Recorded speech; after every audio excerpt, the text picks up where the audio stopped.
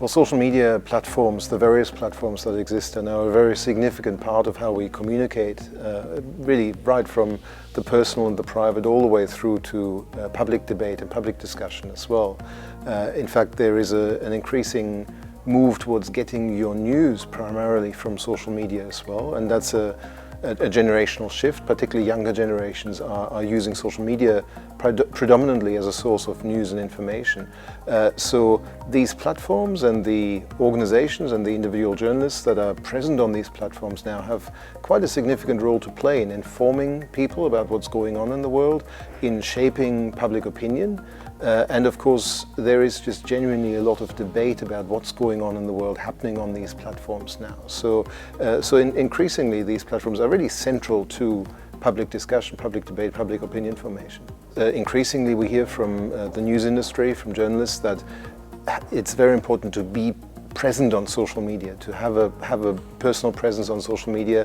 That's becoming a hiring criterion now as well. So we've had some senior journalists say that you're not going to make it in journalism unless you've got a social media presence. That's the first thing. That's a fairly simple thing, but it also means, of course, acting professionally in a social media environment. That may mean having separate accounts for your professional and your private life, and keeping the private accounts quite private and separate, obviously. It also means, of course, engaging with other key players, other key accounts in this space, so the major politicians, the major journalists, the major news organizations, and trying to see how they operate in that space. I think firstly I'm going to unpack that question a little bit and turn it around. So I think by thinking about how does social media shape us, it removes the agency from the individual and places too much emphasis on the platform. I think the better question to really ask is, how do we use social media, and what does that say about who we are and our practices within that? How does that shape how we participate with other types of publics as well?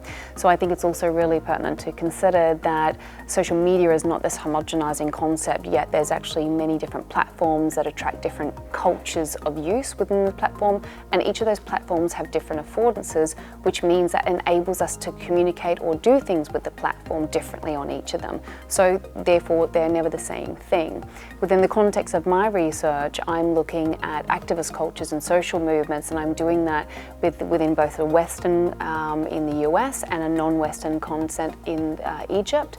And so I'm really looking at how activists are using what we call the affordances of visual social media, particularly to highlight instances of injustice, to make that visible, particularly where in non-democratic countries where media representation may be lacking. It comes down to the role of the citizen of making these things visible, not just for a global, local audience, but also importantly for a global audience, which can affect geopolitical relationships. So it can have a huge impact, particularly for those that are living in non-democratic settings. We take it for granted much of the time in the West that we have the ability to have freedom of speech. So I think social media enables a really fluid participatory culture, but with that also comes surveillance and implications as well. So it's not all complete utopian. We must consider the checks and balances on both sides of that. So social media shapes interaction in the way that these platforms are designed, and also the way these platforms work with their algorithms, and also they shape interaction with their policies. So in terms of design, it really makes a difference if Facebook allows us to like content, but it doesn't allow us to dislike content. So this is shaping the way we are interacting.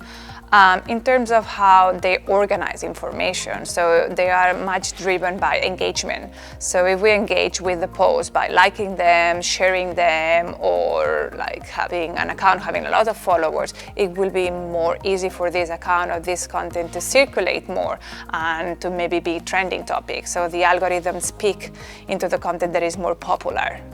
And in terms of how platforms shape social interactions with their policies, is because they have norms. So a few years ago, they didn't have, at the beginning, Twitter didn't have a hate speech policy. So it was kind of understood that it was completely freedom of expression. And increasingly, they are doing tougher norms on hate speech. But even if they have these like more complete policies, the way they enforce these policies is it's inconsistent. So if you have a policy on hate speech, but then you allow certain jokes or racist jokes or sexist jokes, this also shapes interaction on these platforms because users understand that this is allowed, even if there's a policy there. So I would say these three main aspects, though, the design, the processes, and the policies all shapes social interactions. I think social media shapes and identifies us in massive ways. A lot of research is looking at these days the kind of ways that people interact with social media, and preliminary research is showing that we get kind of little dopamine hits whenever we get likes on social media, and so we're very much attracted to social media, to getting those likes, to getting attention and exposure to our work and to our lives and all that kind of stuff. And so for better or worse, that can often change how we present ourselves to others. And so if I'm not just trying to share something because I want to share it or because I'm passionate about it, but I'm trying to get likes and trying to get attention and exposure, maybe I am going to try to Photoshop myself differently or present myself in a different light than I would every day on the street.